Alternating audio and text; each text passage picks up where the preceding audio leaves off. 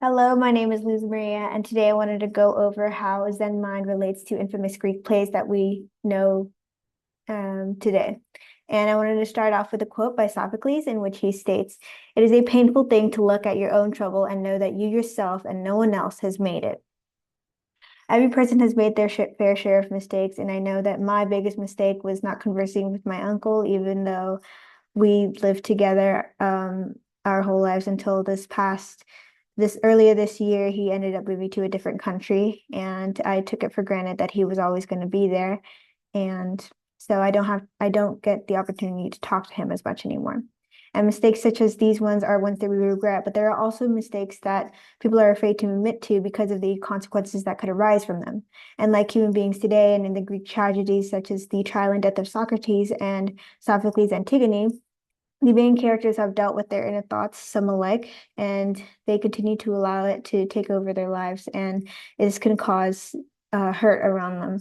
And in essence, this can be tied to the notion of small-minded, big mind, in which each belief of each character causes them to react, creating consequences.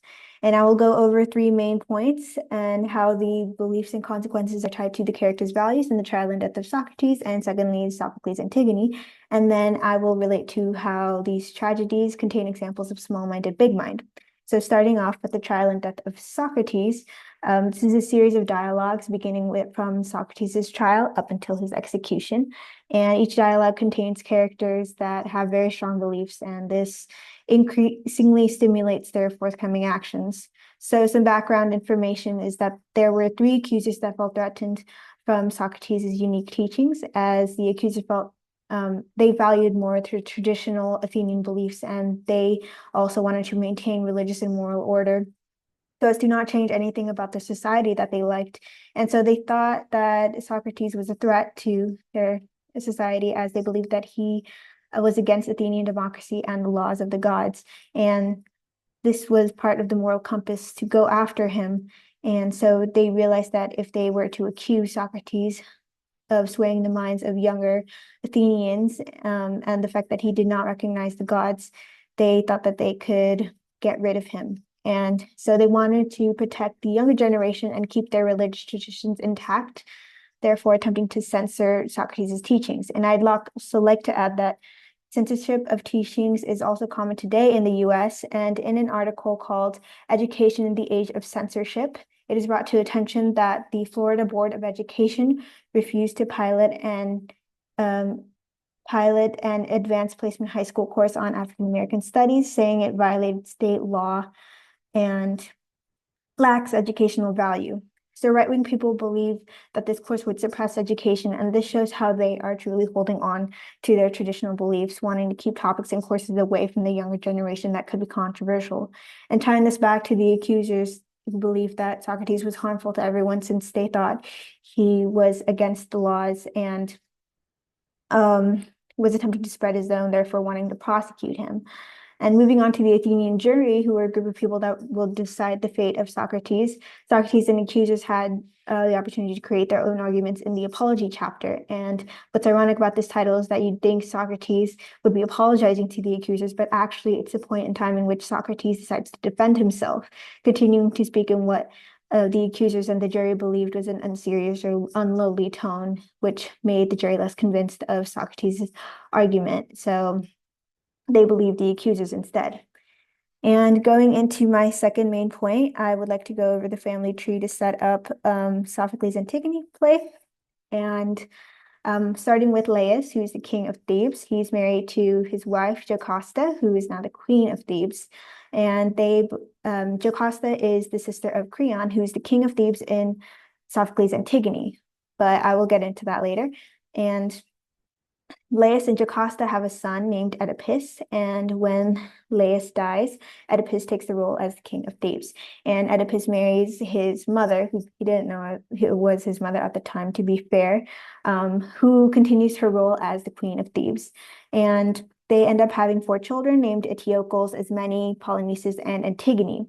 And when Jocasta and Oedipus die, Creon takes on the role of as the king of Thebes, and he has his queen, Eurydice, who his wife is, and they have a child named Haman, who is the cousin of the Oedipus family, and he's also engaged to Antigone.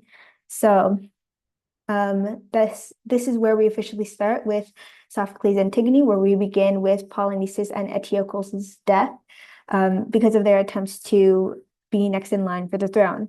And Antigone is devastated as she's already lost her father and mother. Now she's lost both of her brothers, making beliefs in her family values and divine law grow more intense. And Creon gave Eteocles a proper burial because he died fighting for Thebes, but deciding to leave Polynices' body unentombed for food for the birds and dogs. And Creon did this because he believed that Polynices was a traitor since he returned from exile to Thebes in order to burn his fatherland and family gods. But Antigone did not like this decision, and she wanted to honor her brother. So Antigone went over the Creon's head and her sister Ismene's head, who was afraid of speaking up for her brother, and instead agreed with Creon. And so Antigone went over their heads in order to have control over her brother's funeral. And this tragedy definitely exemplifies the dangerous arising that can come from one's pride. And Antigone tells Creon that the laws of the gods are much more valuable than his, insulting him. And she decides to go off by herself and bury Polynices. So what are the consequences of this? Well, Antigone was arrested and she ended up killing herself as she could not bear the pain anymore of having another person of her family die. And this causes a chain reaction of deaths to those close to her and close to Creon, Eurydice and Haemon. However, I have to include that Creon and Antigone were very similar in terms of standing on their beliefs, each thinking that they were in the right. However, Creon valued state laws over family and God's laws, and he was a firm believer in the authority of the state, believing that others should follow his laws over the laws of the gods. And he did this in order to maintain order, and he didn't want those that lived in the city of Thebes to wreak havoc and also question their own beliefs in his system. So he thought that enforcing his own laws would create stability. And the consequences of this stubbornness was that he didn't allow himself to listen to others' views, making those close to him commit suicide due to their grief. And many beliefs from each of these characters have resulted in the ultimate deaths, and this can be related to the Zen mind, more specifically small mind and big mind. And small mind is basically the idea as believing things being separate from you and taking no accountability. An example of small mind in the modern world today would be the role that social media plays in teenagers' lives, where they're exposed to the celebrity world, they're interacting online, and they want to discuss the lives of famous people, which can definitely alter their way of thinking and their personalities when they get too involved or obsessed in it.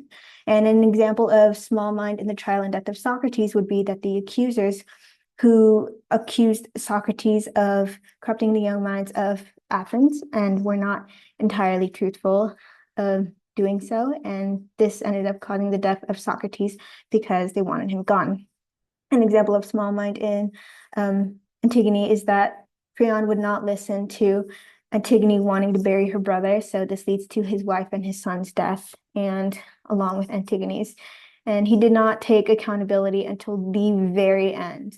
And one thing that I believe explains the situation well is this quote pulled from The Beginner's Mind, Ordinary Mind by Arnold Kenneth, in which he states that Zen mind revels the clinging consciousness behind which we hide from ourselves. When we give up clinging, we discover passion. We give up ourselves. Creon was scared of giving himself up, being taken away from total power, and in the end he did discover his passion, and that was his family, but it was too late to bring them back, obviously. And so transitioning to big mind, which is the breakthrough from separation and going through acceptance and being more aware, having a deeper sense of connection to the world and to oneself. I'd say a modern world connection would be first I should explain this quote from Zen and Brain Towards an Understanding of Meditation and Consciousness, in which big mind is also referred to the state of ultimate pure being, the power of silence, the exceptional stage of ongoing enlightened traits. I'll get back to that later, but an example of big mind in the modern world today would be going on a walk, listening and looking at your surroundings, being more aware of all the noises and smells and the sounds that are around you, feeling more connected to a sense of peace and to the world. And there are examples of the process in Big Mind in The Trial and Death of Socrates, such as when Socrates was committed to his own principles and therefore led to his death. However, he did follow Athenian laws and accepted his death in the end. He embodied his own person and challenged the thinking of others, and he didn't betray what he stood for. So this made him move towards Big Mind at the end. And in Sophocles' Antigone, Antigone decided to go against the king's actions and follow her beliefs of the divine laws. And Antigone accepted her faith and her values of family over the king. And it can be seen when she commits suicide after burying her brother. I also believe that the quote above could be tied to Antigone and Socrates, as they both stood on their beliefs and they believed that it was right for them no matter the outcome. And so in conclusion, and every one of us has had to make difficult decisions and deal with the outcomes. And throughout the significance of the Greek tragedies and The Trial and Death of Socrates and Sophocles' Antigone, the main characters in each play were tasked with the need to make a decision that could alter the lives of those around them. And the consequences are connected to the Zazen practice of small mind and big mind. So why is it important that to know when a decision is the right decision to make for ourselves?